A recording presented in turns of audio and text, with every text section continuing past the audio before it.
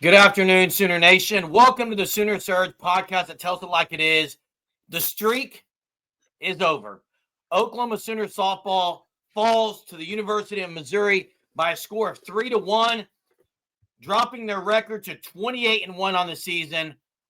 Before we get started, make sure you like this video. You check out all of our stuff on the Sooner Surge. You subscribe if you're new here, and you check out the Fan Stop at thefanstop.com. Jay, this is one story on why this team lost the game. They could not get hits with runners on base. And then Taylor Pennell comes in and shuts down the Sooners. Her changeup was great. But if you'd asked me, hey, OU had a runner on base to tie it after NellyMc's leadoff home run, and you could have two players with the chance to tie it, Cassidy Pickering and Ella Parker, and neither one come through. But Sooners 28-1. I thought, Jay, the pitching was suspect at best early, but they settled down. They lost this game because they just left too many runners on base, period. Yeah, Deal came in and kind of settled down after the home run she allowed and went the rest of the way. But, Jerem, it was a weird deal. Weird game. Parker didn't start. Yeah. But then comes in and bats, and every time she came up, she had a couple runners on or runner on and didn't really deliver today. So you strand that many runners, you're not going to win. And this team's not they weren't going to go undefeated. So, it is what it is. They get a loss. It's not like this team's going undefeated. And now you move on from it and you got to win the series now. But you look at it, 0 runs for Oklahoma. I'm trying to think. They scored. They scored a run. Yeah. Never mind. They scored the last inning. But I'm saying it was pre-COVID, Jay. It was the last time they were shut out. They would have been shut out. Yeah. But this game, Germ, they never really got anything. You got a couple runners on multiple times, but never. I don't even think they weren't even hitting the ball that hard. That was part of the issue. Nelly Mack hit a couple of hard ones. Hannah Core hit one that kind of got robbed. But I agree, Jay, that they kept thinking, look, Sierra Harrison was really good. She pitched a lot of pitches, though. And then Taylor Pennell at the end, her changeup got Ella Parker to hit a cue ball off the end of the bat. But, Jay, Ella Parker left 5 on herself. Yeah. Well, and it wasn't even the leaving runners on.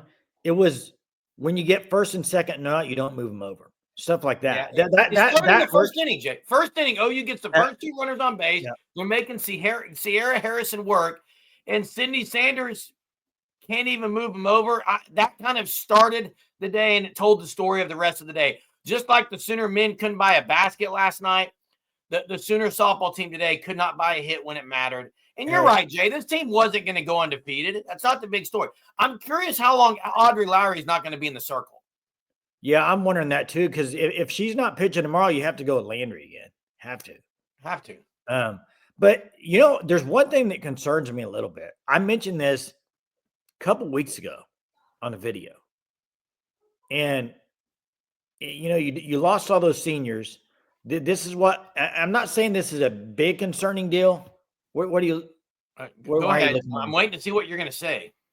Well, the one thing that worries me a little bit when they're at the plate is hitting off speed to change up. They've kind of been struggling with it. They've got to be better with the changeup. I agree, yes. But specifically Pickering. I would not throw Pickering a fastball. I wouldn't, because she's always on it. Yeah, same with Parker. I throw that off. If you want to say that's been kind of a weakness, okay, I get it. That's nitpicking. It's nitpicking. I realize that. 28-1. They've got to win the series, of course. I'm not worried. This team's a really good team. It's going to come down to the postseason. Hey, Missouri, biggest crowd, record attendance in the history. That's what OU does when they show up at your ballpark. And Missouri had to be really good today to get the win, despite OU still had a chance, even though that's has to be one of the worst clutch hitting outings, leaving runners on base that they've had in a long time. If you remember, San Diego State early in the year, they had one like this and they almost lost. Yeah. And Jay, I thought it was interesting though, and I'm not questioning Gasso. Interesting that Nelly Mack led off the game because she hasn't been in the leadoff position. And then the Parker stuff sitting and then coming in. And so look, it's a loss. It's not a big deal in the grand scheme of things. Not a big deal. I thought Kirsten Deal did pitch better after the leadoff homer. Heck, bottom of the second, Jay, Missouri had a chance to get up 4 or 5 runs, and Bella Smith gets a strikeout, and then they get a double play by Agbayani. I mean, that thing could have gotten way out of hand. So kudos to the staff for keeping it within arm's reach. You just couldn't get any big hits when it mattered. That's just what it is. That's what it comes down to. And I'd kind of like to see Agbayani in the leadoff. I like Agbayani or Dayton in the leadoff spot. Yeah. But, we can nitpick everything, but we're just here talking about it. But it's a one loss. They're going to lose more this year. They're not going to just lose one loss the whole year. So what was the loss total last year? Do you remember? I think the key is, Germ, that you have to win the series, not let him get 2 in a row on you. Because Missouri right now is thinking, hey, we can just do this again, because they did it today. Even in the first game, though, OU got rolling near the end, a couple bombs and stuff, but we'll see if Landry goes tomorrow, Jeremy. I don't know. You think? What do you mean? Even the first game, OU won 8-0 in a run rule. I know, but there for the first few innings, I was like, oh boy, here we go. But it was 3-0 in the first, right out the chute. And look, it could have been 3-0 early today, but they just left runners on. They had 2 on, no out in the first inning, and that was the story of the day. Hey, if you want to say anything after 29 games, it's this: they're 28-1. It's great. Okay, nobody's questioning that. I would say the concern right now, it's not hitting. They stranded runners today. That's not an issue. They've scored a lot of runs this year. To me, the main concern right now with Oklahoma is who's going to be your number 2 pitcher. I think it'll be by committee, but even today, they allowed 3 runs, but I really thought pitching through 7 innings, through 6 innings. No.